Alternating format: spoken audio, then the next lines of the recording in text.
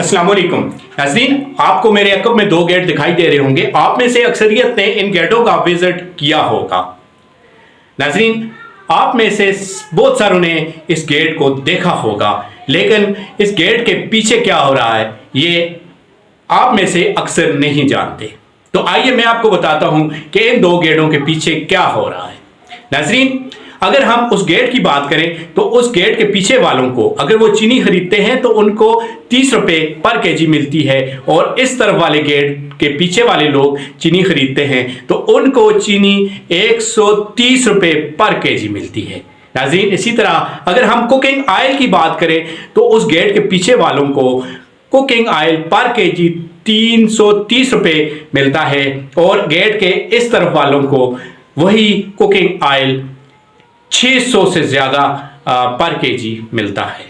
नाज़रीन, इसी तरह अगर हम पेट्रोल की बात करें तो उस गेट के पीछे वालों को पेट्रोल पर केजी 106 रुपये मिलता है, और इस गेट के पीछे वालों को पेट्रोल पर केजी 262 रुपये मिलता है। नाज़रीन, अगर हम खाद की बात करें, यूरिया की बात करें तो उस गेट के पीछे वालों को यूरिया 350 रुपये पर बैग मिलता है, और इस गेट के पीछे वालों को वही बैग 3000 का मिलता है।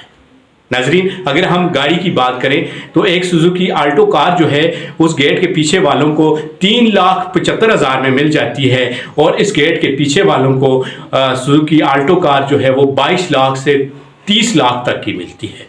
नाज़रीन, इसी तरह अगर हम हज की बात करें तो उस गेट के पीछे वाले 4 लाख में हज कर लेते हैं, और इस गेट के पीछे वाले 12 से 14 लाख में हज अदा करते हैं। नाज़रीन, फ़र्क सिर्फ यह है कि वहाँ कुफ्र का निज़ाम है और इस गेट के पीछे जुल्म का निज़ाम है।